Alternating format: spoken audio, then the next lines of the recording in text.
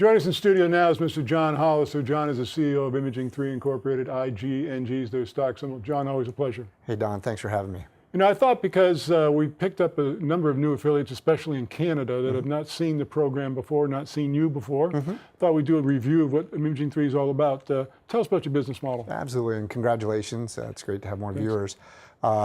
Imaging3 is a medical device company. We're a very disruptive technology.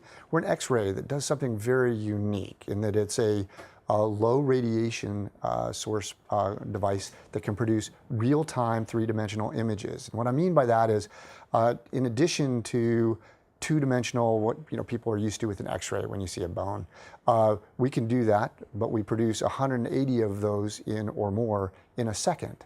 But our device can actually turn that into a three-dimensional image of that same whatever target you're looking at. And in addition to that, it can actually slice it like a CT does, so that a healthcare professional could actually slice through and look at particular places inside of whatever their target is, which makes it very unique. And importantly, this device is a portable device. It's going to be about 150 pounds when it's fully said and done. It will roll around on wheels. It runs off of household current, so it could be anywhere in any clinic. It doesn't require a lead-lined room around it. It's just a simple O design that can be altered in terms of its angles and positioning. And it could be in a small village in sub-Saharan Africa working off a Honda generator. It could be in a clinic anywhere that does musculoskeletal. It could be for women's health. It could be a whole huge potential uses. So no special infrastructure is required. You don't have to build a special room. And as you said, it operates on 110 power. It can be wheeled anywhere. They could have it on the sidelines of an NFL game. Guy gets injured, they know exactly what's going on almost immediately. Exactly. And in the near term, that will be the use for it. It will be used for what we think of as X-rays. As physicians and healthcare practitioners start looking at the three-dimensional use, they'll start finding other ways to apply this technology, but it does it in a second, which is really remarkable, and that image is immediately available to them. I mean, literally.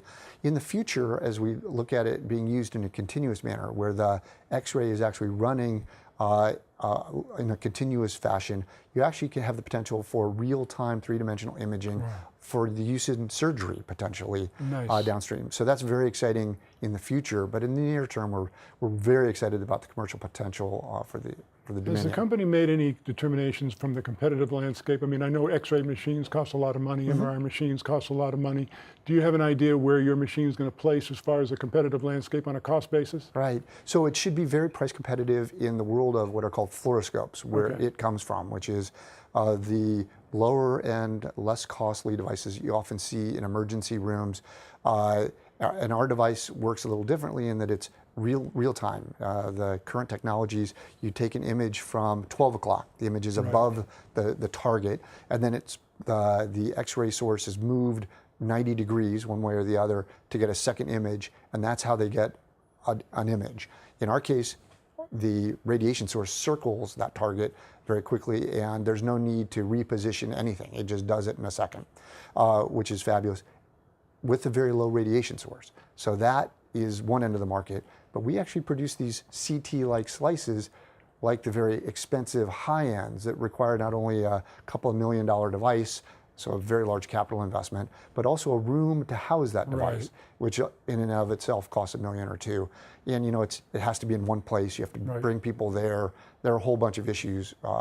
And while that still has very important applications, what we see our device being able to do is take some of that area in terms of use and utility value to the clinician at a much easier, much more rapid access. Now, usually in business, when you build a better mousetrap, you put it on the market, you start selling it. But of course, in your particular case, being a medical imaging device, you have to go through FDA approval. Correct. Almost out of time, but how's that coming along? So we are excited about working with our new partners called the Experian Group. Very important, they're medical device specialists. We've begun the process of planning out what that looks like. And it's a few months of compiling the data. We have some tests that have to be done. We've done half of the work that's necessary, the software side of it, but now we do the hardware side of it. So we're excited about doing it and looking forward to, our goal is to submit the application sometime in the latter part of this year. So we're working busily towards that. Exciting times. Yeah. Once again, Imaging3 Incorporated, IGNG is their stock symbol. John, thanks so much. Thanks so much, Don. Appreciate it.